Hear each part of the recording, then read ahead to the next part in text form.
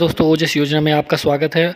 आज हम लेकर के आए हुए हैं श्रम कल्याण शैक्षणिक छात्रवृत्ति योजना, जो कि मध्य प्रदेश सरकार द्वारा दी जाती है। और इस योजना के बारे में आपको सारी जानकारी हम देंगे। कौन सी वेबसाइट है, कहां पर आपको जाकर के पंजीयन करना है, अपना पंजीयन कैसे करना है, आवेदन कैसे करना है, वो सारी प्रोसेस हम जानेंगे। और इस योजना के क्या लाभ हैं और क्या क्या दस्तावेज हमें इसकी ज़रूरत पड़ेगी, ये सभी कुछ हम इस वीडियो में जानेंगे। तो यहाँ पर आपको मैं बतला दूं कि मध्य प्रदेश श्रम कल्याण शैक्षणिक छात्रवृत्ति योजना को मध्य प्रदेश श्रम कल्याण मंडल द्वारा आरंभ किया गया है। इस योजना के माध्यम से श्रमिकों के बच्चों को शिक्षा प्राप्त करने के लिए छात्रवृत्ति प्रदान की जाएगी। वह सभी श्रमिक जो श्रम कल्याण निधि अधिनियम 1982 के अंतर्गत मध्य प्रदेश में स्थापित कारखाने या संस्थान में कार्यरत हैं, केवल उन्हीं श्रमिकों के बच्चों इस योजना का लाभ प्राप्त करने के पात्र हैं। इस योजना के माध्यम से 5वीं कक्षा से लेकर 12वीं कक्षा तक स्नातक, स्नातकोत्तर, ITI, पॉलिटेक्निक आदि में अध्ययनरत छात्र छात्राओं को छात्रवृत्ति प्रदान की जाएगी। छात्रवृत्ति की राशि प्रत्येक कक्षा के लिए पहले से ही निर्धारित कर दी गई है। केवल एक परिवार के 2 बच्चे ही इस योजना का लाभ प्राप्त करने के लिए प्राप्त है। छात्रवृत्ति की राशि छात्र के खाते में ई-पेमेंट के माध्यम से वितरित की जाएगी। इस राशि का भुगतान कल्याण आयुक्त की स्वीकृति के बाद क्षेत्रीय कार्यालय के माध्यम से प्रदान किया जाएगा। यदि छात्रवृत्ति योजना के नियम एवं शर्तों से संबंधित किसी भी प्रकार का विवाद उत्पन्न होता है तो कल्याण आयुक्त का निर्णय अंतिम माना जाएगा। श्रम कल्याण शैक्षणिक छात्रवृत्ति योजना का लाभ प्राप्त करने के लिए छात्रों को निर्धारित प्रपत्र में ऑनलाइन आवेदन करना होगा। आवेदन करने के बाद छात्र को आवेदन पत्र का प्रिंट आउट निकालना होगा। आवेदन पत्र पर हस्ताक्षर करवाने के पश्चात आवेदन पत्र सभी महत्वपूर्ण दस्तावेजों के साथ पोर्टल पर अपलोड भी करना होगा। छात्र द्वारा जमा किए गए आवेदनों का सत्यापन क्षेत्रीय प्रभारी या फिर अधिकारी निर्धारित मापदंडों के अनुसार करेगा। छात्रवृत्ति की राशि का निर्धारण एवं भुगतान कल्याण आयुक्त द्वारा किया जाएगा। अब योजना की पात्रता की बात करें कि किस प्रकार से आप इस योजना के पात्र होंगे। आवेदक मध्य प्रदेश का स्थायी निवासी होना चाहिए। आवेदक के माता पिता श्रम कल्याण निधि अधिनियम 1982 के अंतर्गत मध्य प्रदेश में स्थायी कारखाने या संस्था में कार्यरत होने चाहिए। एक परिवार के केवल 2 बच्चे ही इस योजना का लाभ प्राप्त करने के पात्र हैं।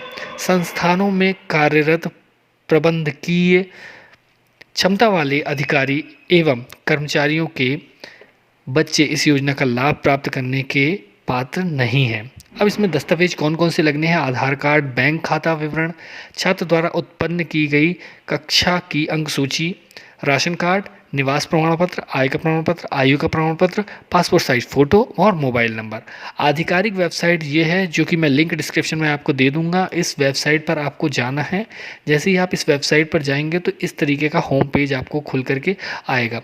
तो यहाँ पर आप देख सकते हैं, नीचे की ओर आएंगे तो यहाँ पर योजना के बारे में लिखा हुआ है, या फिर ऊपर ही आप देखेंगे तो योजना क्या है, इस पर आप क्लिक करेंगे तो जो भी चीज़ें मैंने बतलाई हुई है वो सभी कुछ यहाँ पर लिखा हुआ है और इसे आप पढ़ सकते हैं।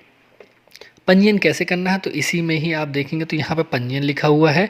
पंजीयन करें पर आप जाएंगे तो पंजीयन कर सकते हैं। यदि आपको कहीं समस्या आ रही है तो आप आवेदन करें कैसे करें पर जाएंगे तो आपको सारी चीज़ें यहाँ से पता चल जाएगी। जैसे ही आप पंजीयन करें पर आप क्लिक करते हैं तो यहाँ पर एक फॉर्म खुल करके आ जाता है, जिसमें आपको ये सारी चीज़ें आपको फिल करनी है। जैसे कि आपके 10th बोर्ड में मार्कशीट में किस तरह का नाम है, मिडिल नेम, लास्ट नेम। इसी प्रकार से फिर से कंफर्म करना है आपको, फर्स्ट नेम, मिडिल नेम और लास्ट नेम। यहाँ से आप जेंडर सेलेक्ट कर लेंगे। उसके बाद यहाँ पर आपको अपनी डेट ऑफ बर्थ डालनी है, फिर से डेट ऑफ बर्थ डालनी है। कुछ चीज़ें 2 बार डालनी पड़ रही हैं। यहाँ पर आपको फादर का नाम बिना स्पेस के यहाँ पर डालना है और विदाउट स्पेस इसी तरीके से मदर का नेम डालना है। फिर से पिताजी का कंफर्म और मदर का नाम कंफर्म फिर से डाल देना है। यहाँ से आप कैटेगरी अपनी सेलेक्ट कर लेंगे और उसके बाद यहाँ पर कैटेगरी फिर से आ जाएगी। रिलीजन आपको यहाँ से सेलेक्ट कर लेना है। मोबाइल नंबर आपको डालना है। यहाँ पर जो भी चीज़ें हैं 2 बार डालनी पड़ रही है कंफर्म करने के लिए, ठीक है। तो मोबाइल नंबर, ईमेल आईडी, आधार नंबर, ठीक है। और उसके बाद आपको यहाँ से समग्र आईडी नंबर जो है वो डालनी होगी। उसके पश्चात आप नीचे की ओर आएंगे तो यहाँ पर आपको करस्पॉन्डेंस एड्रेस में अपनी सारी डिटेल भरनी पड़ेगी। ये सब कुछ भरने के बाद आपको यहाँ पर डिक्लेरेशन में इस चेक बॉक्स पर क्लिक करना होगा। चेक बॉक्स पर क्लिक करने के बाद आपको ये कैप्चा कोड डालना होगा। कैप्चा कोड डालने के बाद चेक फ्रॉम फॉर्म वैलिडेशन पर आपको क्लिक करना होगा। उसके आगे की प्रोसेस आप उसी में आगे कंटिन्यू कर सकते हैं। सारा फॉर्म भरने के बाद आपको एक पंजीयन नंबर मिल जाएगा। पंजीयन नंबर मिलने के बाद आप पूरा फॉर्म प्रिंट आउट निकाल करके आपको एक प्रिंट आउट निकाल लेना है। उसके बाद आपको उसमें अपलोड भी करनी होंगी सारी चीज़ें, तो इसीलिए यहाँ पर फिर उसके बाद जब आवेदन मिल जाए तो आप अपने आवेदन की स्थिति यहाँ से ट्रैक भी कर सकते हैं। जैसे इस पर क्लिक करेंगे तो आपको एक 7 डिजिट का एप्लीकेशन नंबर मिलेगा जिसे आप यहाँ डालना होगा और आपने किस एकेडमिक ईयर के लिए अप्लाई किया हुआ है यहाँ सेलेक्ट करना होगा और कैप्चा कोड डालने के बाद आप सर्च कर सकते हैं। तो आपकी जो भी आपने अप्लाई किया हुआ है उसकी स्थिति जो है यहाँ पर आपको बतला देगा। इसका लिंक मैं आपको डिस्क्रिप्शन में दे दूंगा। आपको किसी प्रकार की कोई समस्या आती है तो आप नीचे कमेंट बॉक्स पर कमेंट कर सकते हैं, मैं उसका जवाब देने की कोशिश करूँगा। इसी तरीके की सभी योजनाओं के बारे में हम अपने यूट्यूब चैनल पर और बाकी जगहों पर भी जानकारियाँ लेते आते हैं। तो आप हमारे चैनल को सब्सक्राइब कर लीजिए, नोटिफिकेशन बेल आइकॉन दबा दीजिए और यदि वीडियो अच्छा लगा हो तो लाइक कीजिए और लोगों के साथ शेयर भी कीजिए। हो सकता है कि ये आपके काम की चीज़ ना हो, लेकिन आपके आस पड़ोस या फिर किसी गरीब परिवार के बच्चों को इस वीडियो तक पहुँचाइए और उन्हें इस योजना का लाभ लेने दीजिए। लोगों की मदद कीजिए। धन्यवाद।